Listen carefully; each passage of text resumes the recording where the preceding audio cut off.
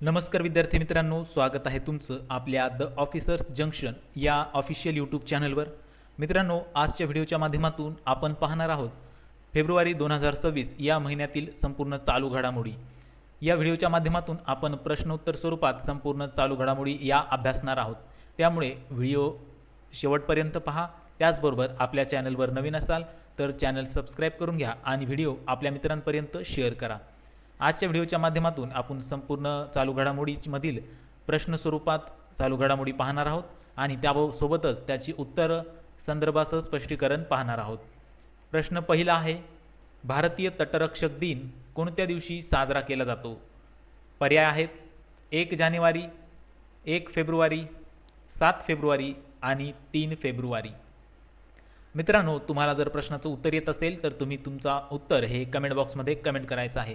आजच्या व्हिडिओच्या माध्यमातून आपण फास्ट रिव्हिजन घेणार आहोत चालू घडामोडीचं। या अगोदर आपण चालू घडामोडीचे सेशन आपल्या चॅनलवर घेतलेले आहेत।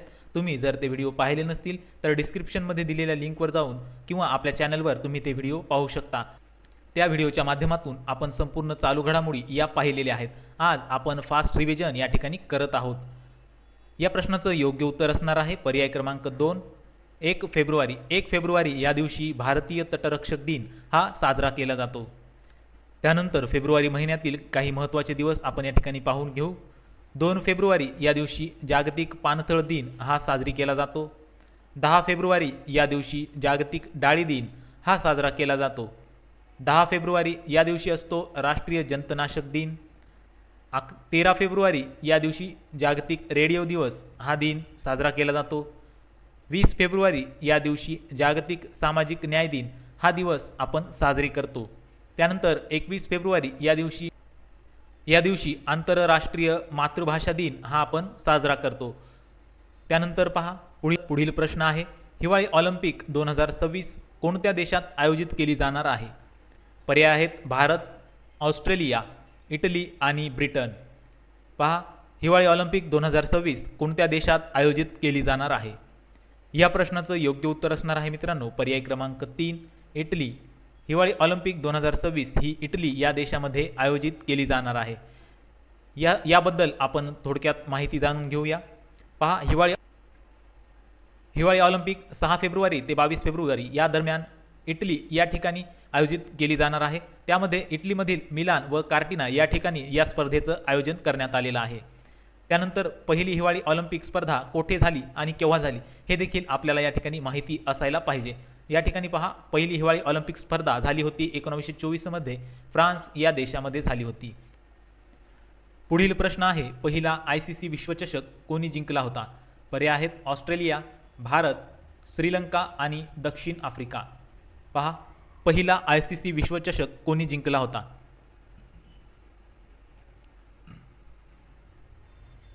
या प्रश्नाचं योग्य उत्तर असेल पर्याय क्रमांक 2, भारत। आपल्या भारत देशाने पहिला ICC विश्वचषक हा जिंकलेला आहे। त्यामुळे या ठिकाणी पर्याय क्रमांक 2 हे आपल्या प्रश्नाचं योग्य उत्तर असणार आहे। पुढील प्रश्न आहे, भारताने ICC T20 विश्वचषक किती वेळेस जिंकला? भारताने ICC T20 विश्वचषक हा किती वेळेस जिंकला आहे? पर्याय आहेत 2 वेळेस, 5 वेळेस, 3 वेळेस आणि 1 वेळेस। भारताने ICC T20 विश्वचषक हा किती वेळेस जिंकला आहे?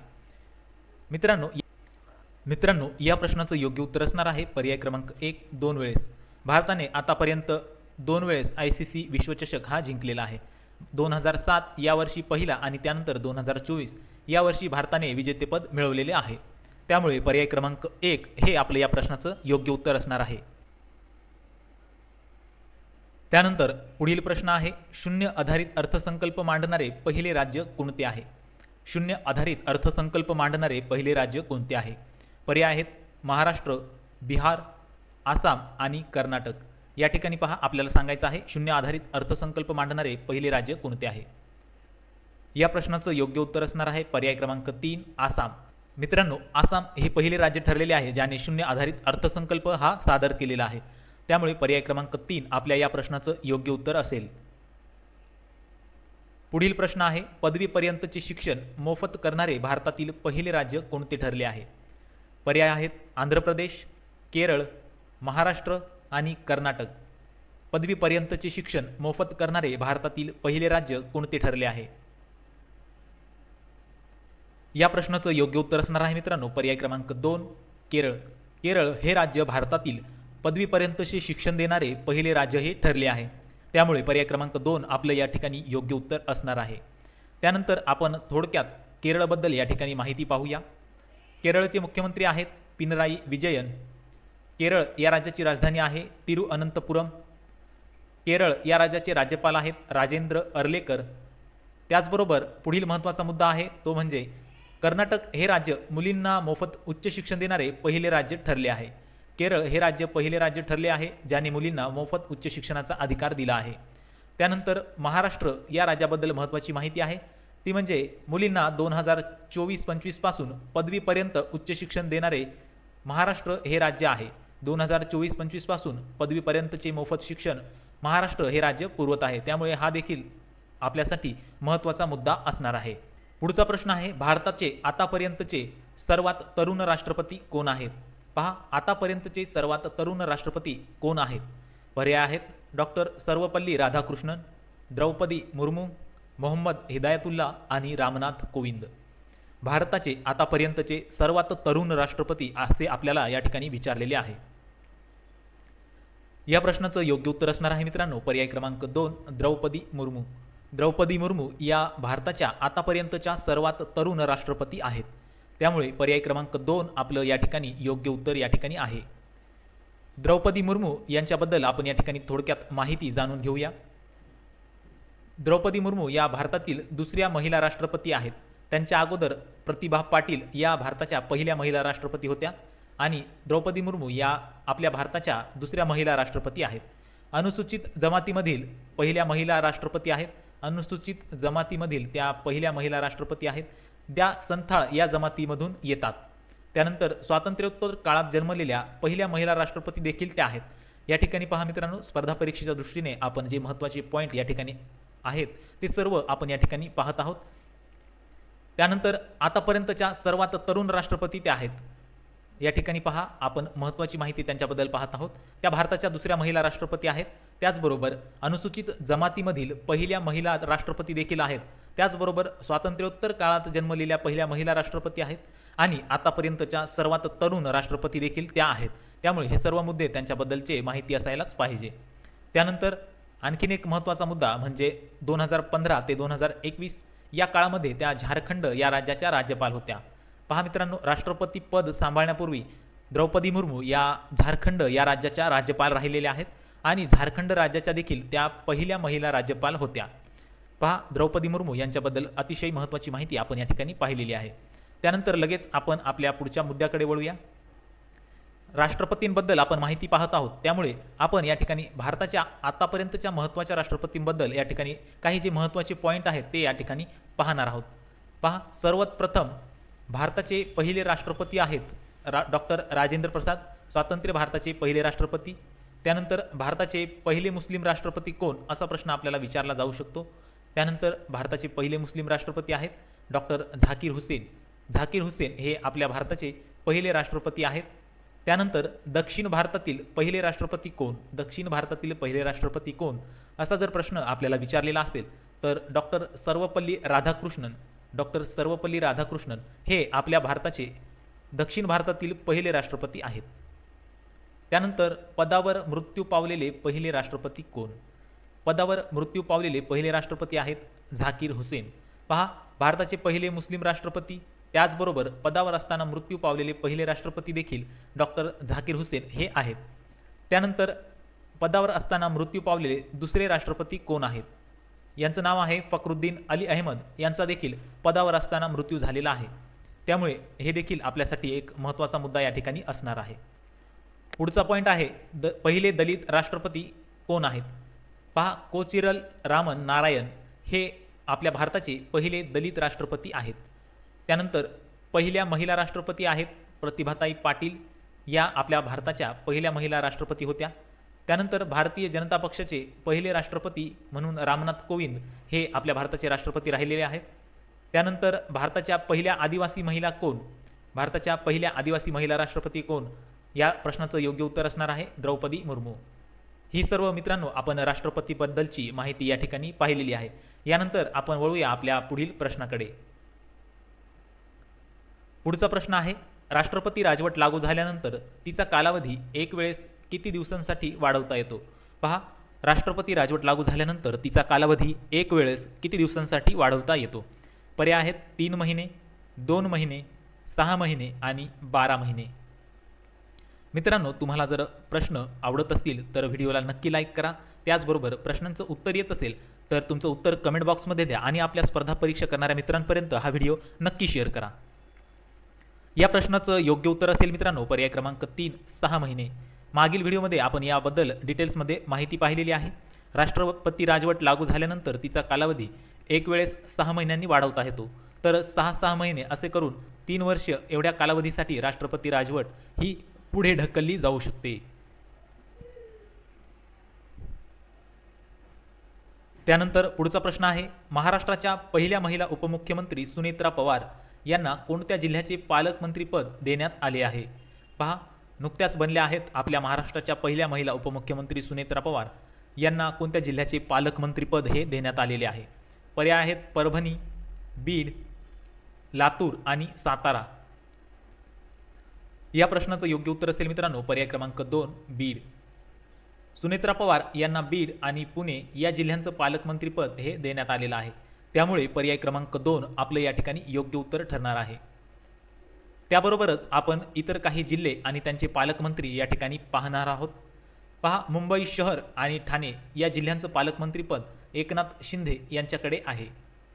त्यानंतर मुंबई उपनगर या शहराचं पालकमंत्रीपद हे आशिष शेलार आणि मंगलप्रभात लोढा यांच्याकडे देण्यात आलेलं आहे.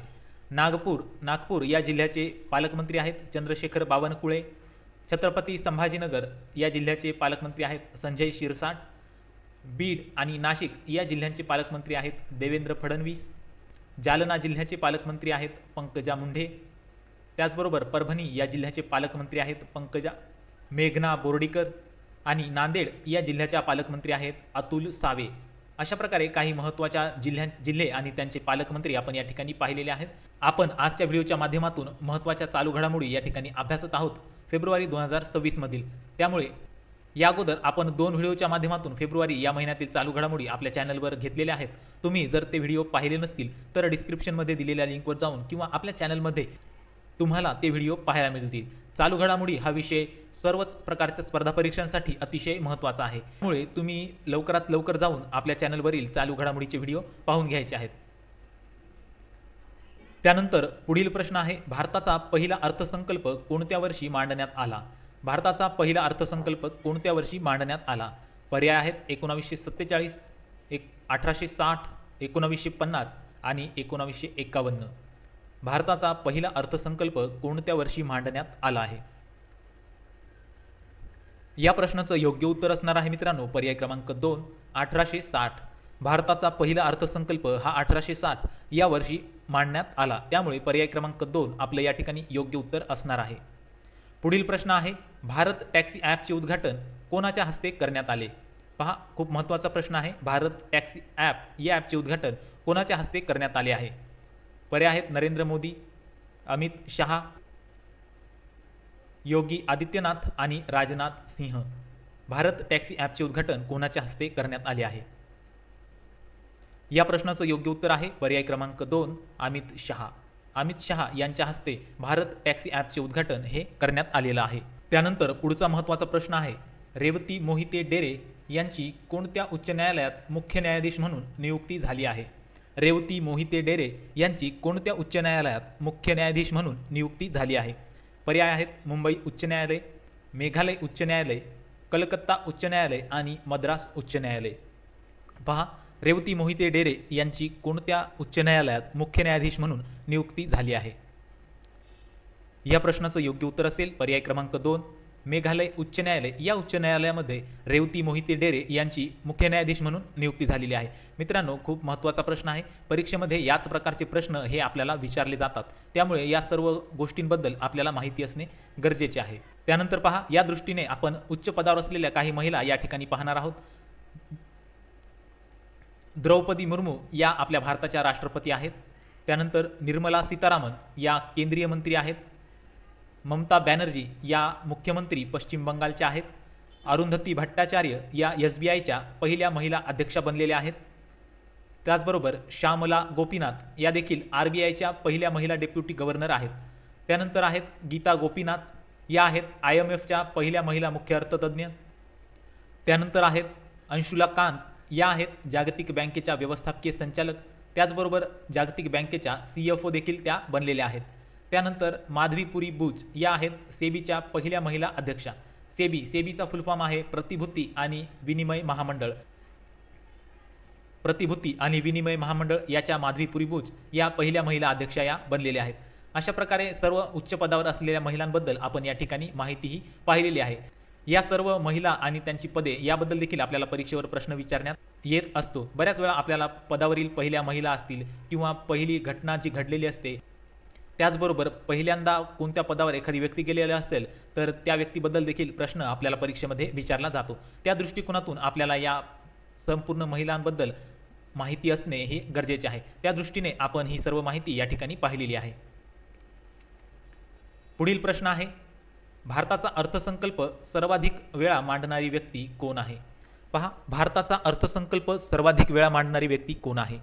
पर्याय आहेत P. चिदंबरम, प्रणव मुखर्जी, निर्मला सीतारामन आणि मोरारजी देसाई. भारताचा अर्थसंकल्प सर्वाधिक वेळा मांडणारी व्यक्ती कोण आहे?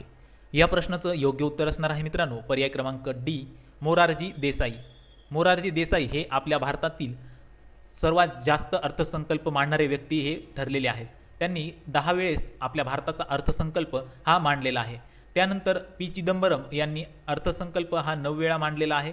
P. चिदंबरम यांनी 9 वेळा अर्थसंकल्प मांडलेला आहे.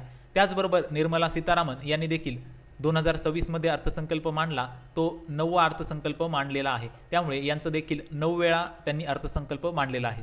आणि प्रणव मुखर्जी यांनी भारतामध्ये आतापर्यंत 8 वेळा अर्थसंकल्प हा सादर केलेला आहे. यामुळे सर्वाधिक वेळा अर्थसंकल्प मांडणारे मोरारजी देसाई हे आहेत. त्यामुळे पर्याय क्रमांक 4 आपलं या प्रश्नाचं योग्य उत्तर या ठिकाणी ठरणार आहे.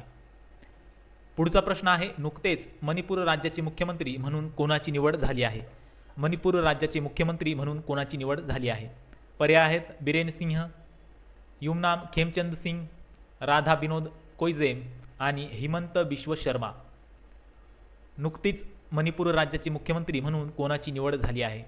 या प्रश्नाचं योग्य उत्तर असणार आहे मित्रांनो पर्याय क्रमांक 2, युमनाम खेमचंद सिंह यांची निवड ही मणिपूर राज्याचे मुख्यमंत्री म्हणून झालेली आहे. शेजारच्या फोटोमध्ये तुम्ही मुख्यमंत्री युमनाम खेमचंद सिंग यांना पाहू शकता. यांची निवड ही नुकतीच मणिपूर राज्याचे नवे मुख्यमंत्री म्हणून झालेली आहे. त्यानंतर पहा, या संदर्भात आपण राज्य आणि त्यांचे मुख्यमंत्री यांबद्दल थोडक्यात या ठिकाणी माहिती पाहूया. महाराष्ट्र या राज्याचे मुख्यमंत्री आहेत देवेंद्र फडणवीस. आंध्र प्रदेश या राज्याचे मुख्यमंत्री आहेत N. चंद्रबाबू नायडू. बिहार राज्याचे मुख्यमंत्री आहेत नितीश कुमार. गुजरात राज्याचे मुख्यमंत्री आहेत भूपेंद्रभाई पटेल. केरळ राज्याचे मुख्यमंत्री आहेत पिनराई विजयन. उत्तर प्रदेश या राज्याचे मुख्यमंत्री आहेत योगी आदित्यनाथ. तेलंगणा या राज्याचे मुख्यमंत्री आहेत अनुमुला रेवंत रेड्डी. तमिळनाडू या राज्याचे मुख्यमंत्री आहेत M.K. स्टॅलिन. पश्चिम बंगाल या राज्याच्या मुख्यमंत्री आहेत ममता बॅनर्जी आणि दिल्लीच्या मुख्यमंत्री आहेत रेखा गुप्ता. या प्रकारे मित्रांनो आपण संपूर्ण माहिती या ठिकाणी कव्हर करीत आहोत. स्पर्धा परीक्षेच्या दृष्टिकोनातून जे काही महत्त्वाचे मुद्दे असतील आणि चालू घडामोडीच्या दृष्टीने त्यांचा संदर्भ ज्या ठिकाणी लागेल ठिकाणी आपण संपूर्ण सविस्तर माहिती या ठिकाणी पाहत आहोत. पुढील प्रश्न आहे, 2026 या वर्षीचा अर्थसंकल्प सादर करताना निर्मला सीतारामन यांनी परिधान केलेली जांभळी कांजीवरम ही कोणत्या राज्याची प्रसिद्ध साडी आहे? या ठिकाणी पहा, 2026 मध्ये निर्मला सीतारामन यांनी अर्थसंकल्प सादर केला आहे. तो अर्थसंकल्प सादर करताना निर्मला सीतारामन यांनी कोणत्या राज्याची साडी ही परिधान केली होती असा आपल्याला प्रश्न या ठिकाणी विचारण्यात आलेला आहे. अर्थमंत्री निर्मला सीतारामन या अर्थसंकल्प सादर करताना दरवर्षी विविध राज्यांच्या प्रसिद्ध कलाकृती असलेल्या साड्या या परिधान करीत असतात. त्यामुळे त्या साड्या नेहमीच चर्चेत असतात. आपण मागील व्हिडिओमध्ये त्याबद्दल सविस्तर चर्चा केली होती. तुम्ही जर तो व्हिडिओ पाहिला नसेल तर डिस्क्रिप्शनमध्ये लिंक आहे, त्या ठिकाणी तुम्ही जाऊन तो व्हिडिओ पाहू शकता. पर्याय आहेत कर्नाटक, महाराष्ट्र, तामिळनाडू आणि बिहार. 2026 या वर्षीचा अर्थसंकल्प सादर करताना निर्मला सीतारामन यांनी परिधान केलेली जांभळी कांजीवरम साडी ही कोणत्या राज्याची प्रसिद्ध साडी आहे? या प्रश्नाचं योग्य उत्तर असणार आहे पर्याय क्रमांक 3 तामिळनाडू. मित्रांनो, 2026 या वर्षीचा अर्थसंकल्प सादर करताना त्यांनी जांभळी कांजीवरम साडी ही तामिळनाडू या राज्यातील प्रसिद्ध साडी परिधान केलेली होती. त्यानंतर लगेच आपण पुढच्या प्रश्नाकडे वळणार आहोत. पुढील प्रश्न आहे, गोल्डन मर्क्युरी अवॉर्ड 2025 हा कोणाला मिळालेला आहे? पर्याय आहेत Marina Corina Machado, Gurudev Ravishankar, Dalai Lama, Antonio Costa. Golden Mercury Award 2025 हा कोणाला मिळालेला आहे? या प्रश्नाचं योग्य उत्तर आहे पर्याय क्रमांक 3 Dalai Lama. Golden Mercury Award 2025 हा दलाई लामा यांना मिळालेला आहे. त्यानंतर पुढील प्रश्न आहे, राज्याचा अर्थसंकल्प कोणत्या कलमानुसार सादर केला जातो किंवा मांडला जातो? राज्याचा अर्थसंकल्प कोणत्या कलमानुसार मांडला जातो? पर्याय आहेत कलम 108, कलम 112, कलम 512 आणि कलम 202. राज्याचा अर्थसंकल्प कोणत्या कलमानुसार मांडला जातो? या प्रश्नाचं योग्य उत्तर असणार आहे पर्याय क्रमांक 2 कलम 212. या कलमानुसार राज्याचा अर्थसंकल्प हा सादर केला जातो. त्यानंतर पुढील प्रश्न आहे, पहिली नमो भारत रेल्वे कोणत्या 2 शहरादरम्यान धावली? पहा, नमो भारत रेल्वे ही कोणत्या 2 शहरादरम्यान धावली असा प्रश्न या ठिकाणी आपल्याला विचारण्यात आलेला आहे. पर्याय आहेत हैदराबाद मुंबई, मुंबई चेन्नई, दिल्ली अहमदाबाद आणि मेरठ दिल्ली. पहिली नमो भारत रेल्वे ही कोणत्या 2 शहरादरम्यान धावली? या प्रश्नाचं योग्य उत्तर असेल पर्याय क्रमांक 4 मेरठ ते दिल्ली. भारतात नुकतीच पहिली नमो भारत रेल्वे ही मेरठ ते दिल्ली या दरम्यान धावली आहे. त्यामुळे पर्याय क्रमांक 4 हे आपल्या प्रश्नाचं या ठिकाणी योग्य उत्तर असणार आहे. या ठिकाणी पहा, नमो भारत रेल्वेबद्दल आपण या ठिकाणी थोडक्यात माहिती जाणून घेऊया. पहिली नमो भारत रेल्वे तिचं उद्घाटन झालेलं आहे 22 फेब्रुवारी 2026 या दिवशी. निर्मिती केलेली आहे तिची रेल्वे कोच फॅक्टरी कापूरथळा यांनी. ती देशातील सर्वात वेगवान गाडी आहे जिची स्पीड 160 किलोमीटर प्रति तास असणार आहे. ती एक semi high speed regional rapid railway आहे. त्याचबरोबर सध्या भारतातील 17 शहरांमध्ये मेट्रो सेवाही सुरू आहे. आणि पुढील महत्त्वाचा मुद्दा म्हणजे भारतातील सर्वात वेगवान मेट्रो ही मेरठ या शहरामध्ये आहे, जिची स्पीड 120 किलोमीटर प्रति तास आहे. हा मित्रांनो, स्पर्धा परीक्षेच्या दृष्टिकोनातून हे मुद्दे देखील अतिशय महत्त्वाचे आपल्याला ठरतात. त्यामुळे संपूर्ण माहिती या ठिकाणी आपण कव्हर करत आहोत. त्यानंतर पहा, पुढचा महत्त्वाचा मुद्दा म्हणजे वंदे भारत याबद्दल आहे. पहिली वंदे भारत सुरू झाली होती 15 फेब्रुवारी 2019 मध्ये आणि दिल्ली ते वाराणसी या शहरांदरम्यान ती धावली होती. त्यामुळे हा देखील पॉईंट आपल्यासाठी महत्त्वाचा आहे. पुढील प्रश्न आहे, स्वतंत्र भारताचे पहिले शिक्षण मंत्री कोण होते? पहा, स्वतंत्र भारताचे पहिले शिक्षण मंत्री कोण होते? पर्याय आहेत सरदार पटेल, मौलाना आझाद, सर्वपल्ली राधाकृष्णन आणि डॉक्टर राजेंद्र प्रसाद.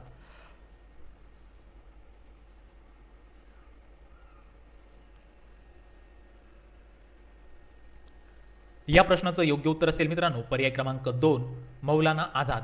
मौलाना आझाद हे आपल्या भारताचे स्वतंत्र भारताचे पहिले शिक्षण मंत्री होते. त्यामुळे पर्याय क्रमांक 2 आपलं या ठिकाणी योग्य उत्तर असणार आहे. या ठिकाणी पहा, मौलाना आझाद यांच्याबद्दल आपण थोडक्यात माहिती पाहून घेऊया. 22 फेब्रुवारी 1958 या दिवशी त्यांचे निधन झाले आहे. त्यांनी अल हिलाल या नावाचे वृत्तपत्र सुरू केले होते. 1923 मध्ये दिल्ली येथे भरलेल्या अखिल भारतीय राष्ट्रीय काँग्रेस याचे अधिवेशनाचे अध्यक्षपद त्यांनी भूषवलेले आहे. पहा, अध्यक्षपद भूषवणारे सर्वात तरुण व्यक्ती मौलाना आझाद हे होते. 1923 मध्ये भरलेलं जे दिल्ली येथे काँग्रेसचे अधिवेशन होते त्या अधिवेशनाचे अध्यक्षपद मौलाना आझाद यांनी भूषवले होते. आणि अध्यक्षपद भूषवणारे ते सर्वात तरुण व्यक्ती राहिलेले आहेत. त्यांचं वय 35 वर्ष एवढं होतं. त्यांनी दिल्ली येथे भरलेल्या काँग्रेस अधिवेशनाचं अध्यक्षपद हे भूषवलेलं होतं.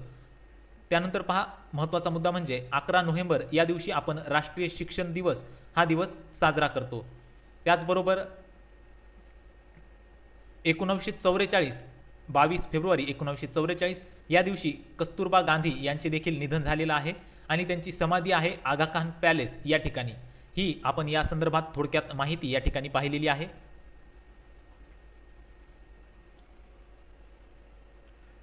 त्यानंतर पुढचा महत्त्वाचा प्रश्न म्हणजे इंडियन क्रिकेटर्स असोसिएशनचे अध्यक्ष म्हणून कोणाची निवड झाली आहे? इंडियन क्रिकेटर्स असोसिएशनचे अध्यक्ष म्हणून कोणाची निवड झाली आहे? पर्याय आहेत शत्रुजित सिंह कपूर, प्रवीर रंजन, शांता रंगस्वामी आणि मनाली क्षीरसागर.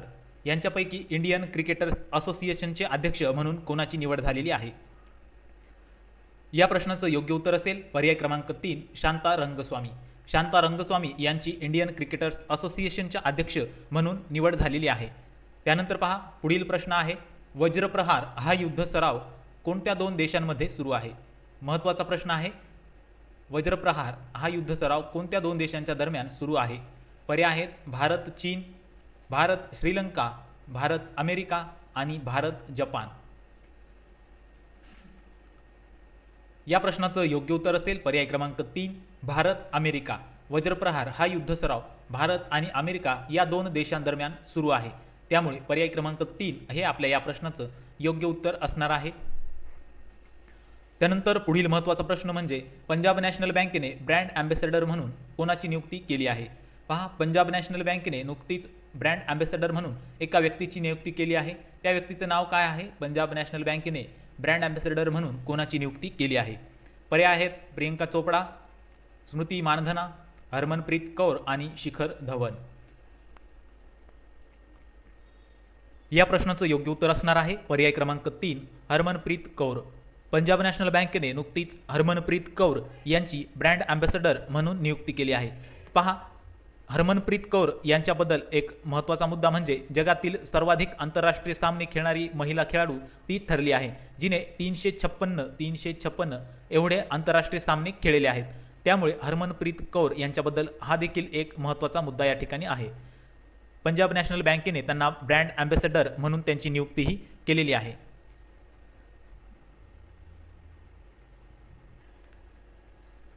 त्यानंतर पुढील महत्त्वाचा प्रश्न म्हणजे बाफ्टा 2025 हा अवॉर्ड मिळवणारा भारतातील पहिला चित्रपट कोणता आहे? पहा, बाफ्टा म्हणजेच British academy of film and television arts. BAFTA 2025 हा अवॉर्ड मिळवणारा पहिला भारतीय चित्रपट कोणता ठरलेला आहे? बाफ्टा ही एक ब्रिटिश अकॅडमी आहे ज्याद्वारे पुरस्कार हे प्रदान केले जातात.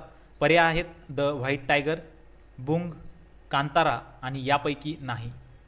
बाफ्टा याचा फुल फॉर्म आहे British academy of film and television arts यालाच बाफ्टा म्हणतात. यामध्ये नुकताच एका भारतीय चित्रपटाला पुरस्कार हा मिळालेला आहे. त्या पुरस्काराचं नाव या ठिकाणी आपल्याला सांगायचं आहे. या प्रश्नाचं योग्य उत्तर असेल पहा पर्याय क्रमांक 2 बुंग या चित्रपटाने बाफ्टा 2025 हा अवॉर्ड मिळवलेला आहे आणि हा अवॉर्ड मिळवल्यानंतर भारतातील पहिला चित्रपट ठरलेला आहे तो म्हणजे बुंग. त्यानंतर बाफ्टा अवॉर्ड 2025 याबद्दल आपण थोडक्यात माहिती या ठिकाणी पाहून घेऊ. बुंग हा एक मणिपुरी चित्रपट आहे. याचे निर्माते आहेत फरहान अख्तर. बुंग या चित्रपटाला best children and family film या कॅटेगरीमधून पुरस्कार हा देण्यात आलेला आहे आणि अवॉर्ड प्रेझेंट करणारी पहिली भारतीय ठरली आहे आलिया भट्ट. आलिया भट्ट ही अभिनेत्री ठरलेली आहे, अवॉर्ड प्रेझेंट करणारी पहिली भारतीय ठरलेली आहे. बाफ्टा याचा फुल फॉर्म आहे British academy of film and television award. सर्वश्रेष्ठ फिल्म पुरस्कार मिळालेला आहे कॉन्क्लेव्ह याला. सर्वश्रेष्ठ फिल्म पुरस्कार मिळालेला आहे कॉन्क्लेव्ह यासाठी. अशा प्रकारे बाफ्टा अवॉर्ड 2025 याबद्दल आपण थोडक्यात माहिती पाहिली. आपल्यासाठी महत्त्वाचा मुद्दा म्हणजे बुंग हा चित्रपट भारतातील पहिला बाफ्टा हा अवॉर्ड मिळवणारा पहिला चित्रपट ठरलेला आहे. त्यामुळे आपल्या परीक्षेच्या दृष्टिकोनातून हा एक महत्त्वाचा मुद्दा आहे. बाफ्टा याचा फुल फॉर्म आपल्याला माहिती असायला पाहिजे. त्यानंतर बुंग हा एक मणिपुरी चित्रपट आहे, त्याचे निर्माते आहेत फरहान अख्तर आणि त्याचबरोबर अवॉर्ड प्रेझेंट करणारी पहिली भारतीय ठरलेली आहे आलिया भट्ट. एवढे मुद्दे आपण या ठिकाणी कव्हर केलेले आहेत. त्यानंतर पुढील महत्त्वाचा प्रश्न म्हणजे नीती आयोगाचे अंतरिम CEO म्हणून कोणाची नेमणूक ही करण्यात आली आहे? नीती आयोगाचे अंतरिम CEO पर्याय आहेत निधी छिब्बर, BVR सुब्रमण्यम, प्रसन्न कुमार आणि हरपाल सिंह. पहा, नीती आयोगाचे अंतरिम CEO म्हणून कोणाची नियुक्ती ही करण्यात आलेली आहे? या प्रश्नाचं योग्य उत्तर असणार आहे मित्रांनो पर्याय क्रमांक 1 निधी छिब्बर. निधी छिब्बर यांची नीती आयोगाचे अंतरिम CEO म्हणून निवड ही करण्यात आलेली आहे. त्यानंतर नीती आयोगाबद्दल या ठिकाणी थोडक्यात माहिती पाहूया. नीती आयोगाचा फुल फॉर्म आहे national institute for transforming India. National national institute for transforming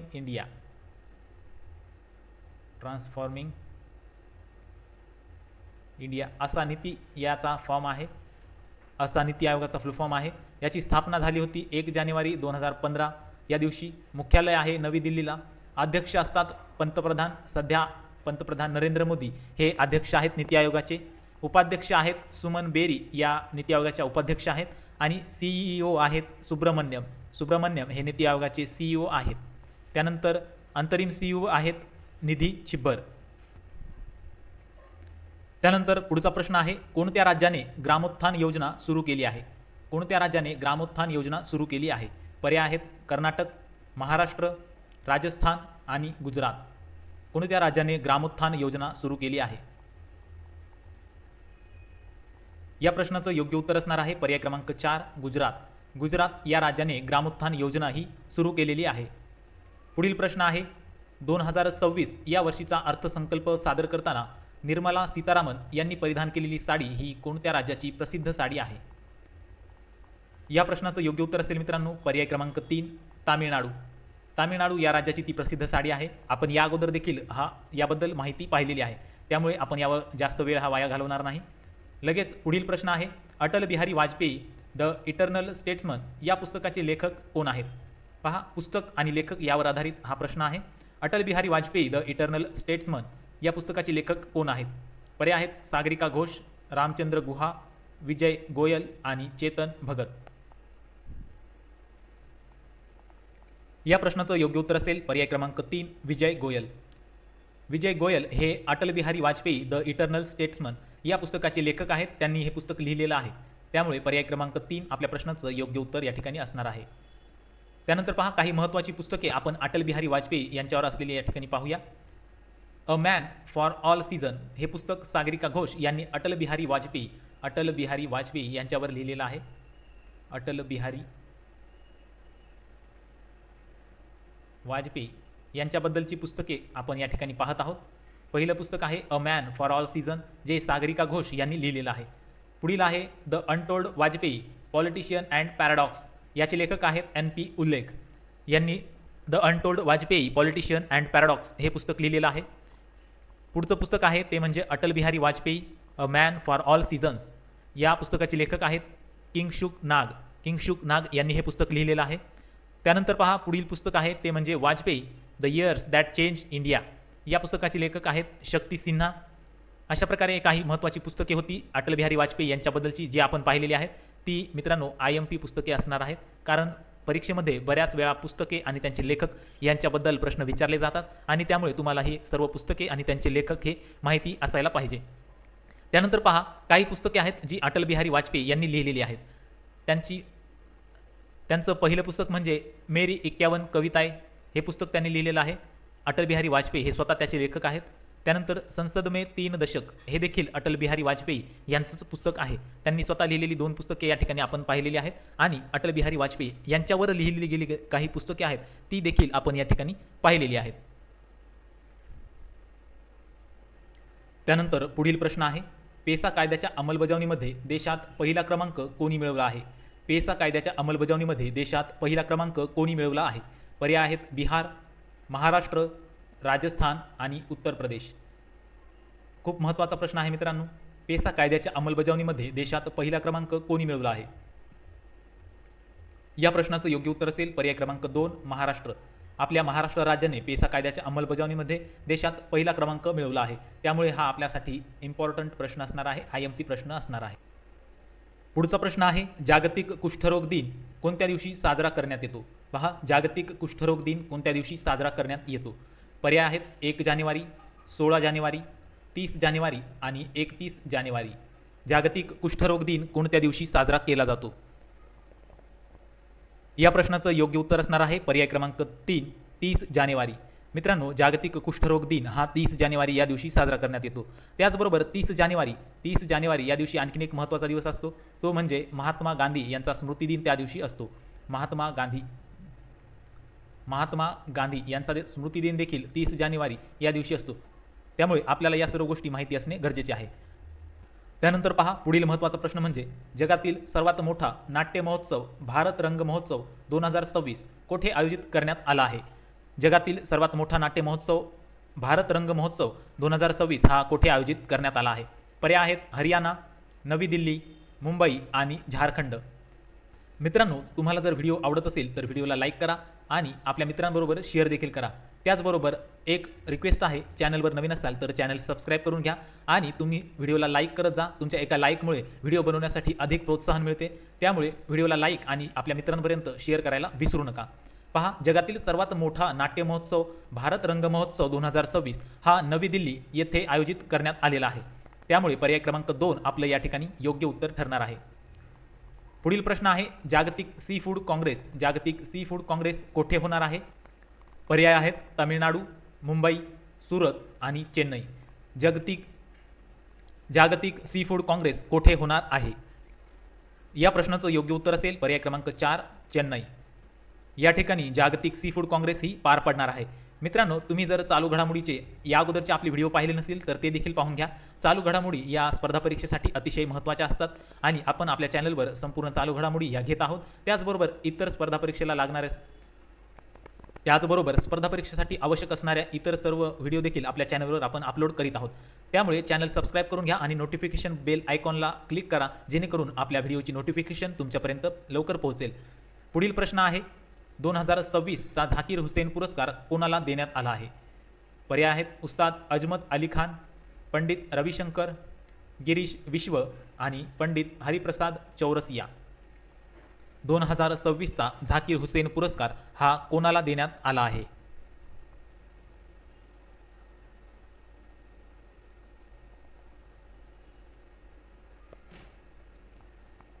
या प्रश्नाचं योग्य उत्तर असणार आहे मित्रांनो पर्याय क्रमांक 1 उस्ताद अजमत अली खान. उस्ताद अजमत अली खान यांना 2026चा झाकीर हुसेन पुरस्कार हा त्यांना मिळालेला आहे. पुढचा प्रश्न आहे केंद्रीय उत्पादन शुल्क दिवस हा दिवस कोणत्या दिवशी साजरा केला जातो? पर्याय आहेत 8 फेब्रुवारी, 24 फेब्रुवारी, 25 फेब्रुवारी आणि 12 फेब्रुवारी. केंद्रीय उत्पादन शुल्क दिवस कोणत्या दिवशी साजरा केला जातो? या प्रश्नाचं योग्य उत्तर असेल मित्रांनो पर्याय क्रमांक 2 24 फेब्रुवारी. केंद्रीय उत्पादन शुल्क दिवस हा 24 फेब्रुवारी या दिवशी साजरा केला जातो. त्यानंतर पुढचा प्रश्न आहे आंतरराष्ट्रीय ऑलिम्पिक समितीने पहिल्यांदाच कोणत्या देशाच्या महिला सदस्याची निवड ही केलेली आहे? पर्याय आहेत इराक, इस्रायल, इराण आणि अफगाणिस्तान. आंतरराष्ट्रीय ऑलिम्पिक समितीने पहिल्यांदाच कोणत्या देशाच्या महिला सदस्याची निवड केली आहे? या प्रश्नाचं योग्य उत्तर आहे पर्याय क्रमांक 3 इराण. आंतरराष्ट्रीय ऑलिम्पिक समितीने पहिल्यांदाच इराण या देशाच्या महिला सदस्याची निवड ही केलेली आहे. त्यानंतरचा प्रश्न आहे जिल्हा पक्षी घोषित करणारा दुसरा जिल्हा कोणता ठरला आहे? खूप महत्त्वाचा प्रश्न आहे मित्रांनो. जिल्हा पक्षी घोषित करणारा दुसरा जिल्हा कोणता ठरला आहे? या पर्याय आहेत अमरावती, रायगड, रत्नागिरी आणि कोल्हापूर. या प्रश्नाचं योग्य उत्तर आहे पर्याय क्रमांक 3 रत्नागिरी. रत्नागिरी हा जिल्हा पक्षीय घोषित करणारा दुसरा जिल्हा ठरलेला आहे. आणि पहिला जिल्हा कोणता होता? पहिला जिल्हा ज्या जिल्ह्याने आपला जिल्हा पक्षी घोषित केलेला आहे असा पहिला जिल्हा तो म्हणजे रायगड. रायगड या जिल्ह्याने आपला जिल्हा पक्षी घोषित केलेला आहे पहिल्यांदा. आणि तो पक्षी म्हणजे तिबोटी खांड्या हा पक्षी होता जो रायगड जिल्ह्याने आपला जिल्हा पक्षी म्हणून घोषित केलेला आहे. आणि रत्नागिरी या जिल्ह्याने महाधनेश या पक्षाला आपला जिल्हा पक्षी म्हणून घोषित केले आहे. आणि रत्नागिरी जिल्हा हा दुसरा जिल्हा ठरलेला आहे. त्याचबरोबर पहिला जिल्हा ठरलेला आहे रायगड. त्यामुळे या संदर्भात तुम्हाला ही सर्व गोष्टी माहिती असणे गरजेचे आहे. आपण या ठिकाणी फास्ट रिव्हिजन घेत आहोत. जर तुम्हाला डिटेलमध्ये माहिती हवी असेल तर आपले मागील व्हिडिओ हे पाहून घ्या. त्याचबरोबर आपण चालू घडामोडीचे जे सेशन घेतो त्या चालू घडामोडीच्या सेशनमध्ये आपण डिटेलमध्ये माहिती पाहत असतो.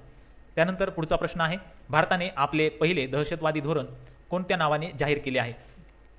भारताने आपले पहिले दहशतवादी विरोधी धोरण हे जाहीर केलेले आहे. आणि त्याचं नाव काय आहे असा प्रश्न आपल्याला या ठिकाणी विचारलेला आहे. भारताने आपले पहिले दहशतवादी विरोधी धोरण हे कोणत्या नावाने जाहीर केले आहे? पर्याय आहेत सुरक्षा, प्रहार, गरुड आणि अमर. या प्रश्नाचं योग्य उत्तर असणार आहे पर्याय क्रमांक 2 प्रहार. भारताने नुकतेच आपले पहिले दहशतवादी विरोधी धोरण हे जाहीर केले आहे आणि ते प्रहार या नावाने जाहीर केले आहे. त्यामुळे पर्याय क्रमांक 2 आपलं या ठिकाणी योग्य उत्तर असणार आहे. पुढचा प्रश्न आहे बाफ्ता या सर्वोत्कृष्ट चित्रपट पुरस्कार कोणत्या चित्रपटाला मिळालेला आहे? बाफ्ताचा सर्वोत्कृष्ट चित्रपट पुरस्कार हा कोणाला मिळालेला आहे? पर्याय आहेत झूटोपिया, हॅमनेट, माय फादर्स शॅडो आणि वन बॅटल आफ्टर अनादर. या प्रश्नाचं योग्य उत्तर असेल मित्रांनो पर्याय क्रमांक 4, वन बॅटल आफ्टर अनादर. या चित्रपटाला बाफ्ताचा सर्वोत्कृष्ट पुरस्कार मिळालेला आहे. बाफ्ताबद्दल आपण संपूर्ण माहिती मागच्या व्हिडिओमध्ये पाहिलेलीच आहे. त्याचबरोबर मागील प्रश्नामध्ये आपण बाफ्ताबद्दल संपूर्ण माहितीही पाहिलेली आहे. त्यानंतर पुढील प्रश्न आहे, आशियाई रायफल अजिंक्यपद स्पर्धा 2026 कोठे पार पडली? आशियाई रायफल अजिंक्यपद स्पर्धा 2026 कोठे पार पडली? पर्याय आहेत राजस्थान, नवी दिल्ली, मुंबई आणि हिमाचल प्रदेश. अतिशय महत्त्वाचा प्रश्न आहे मित्रांनो, आशियाई रायफल अजिंक्यपद स्पर्धा 2026. या प्रश्नाचं योग्य उत्तर असेल पर्याय क्रमांक 2, नवी दिल्ली. पहा, आशियाई रायफल अजिंक्यपद स्पर्धा 2026 ही नवी दिल्ली या ठिकाणी पार पडलेली आहे. अशा प्रकारे मित्रांनो आपण आज पाहिले चालू घडामोडी यामधील 40 महत्त्वाचे प्रश्न, जे की फेब्रुवारी 2026 मधील सर्वात महत्त्वाचे प्रश्न आपण या ठिकाणी घेतलेले आहेत. तुम्हाला जर व्हिडिओ आवडला असेल तर व्हिडिओला लाईक करा, त्याचबरोबर चॅनल सबस्क्राईब करून आणि आपल्या मित्रांपर्यंत व्हिडिओ शेअर करा. सर्व प्रश्न आपण पाहिलेले आहेत. तुम्हाला जर PDF हवी असेल तर आपल्या टेलिग्राम चॅनलला जॉईन व्हा, ज्यावर आपण सर्व प्रकारच्या अपडेट्स आणि PDF या टाकत असतो. त्यातल्या टेलिग्राम चॅनलवर तुम्हाला ही PDF मिळून जाईल. या व्हिडिओच्या माध्यमातून आज आपण करंट अफेअर्सचे महत्त्वाचे प्रश्न पाहिले. भेटूया मित्रांनो पुढील व्हिडिओमध्ये. तोपर्यंत पाहत रहा द ऑफिसर्स जंक्शन.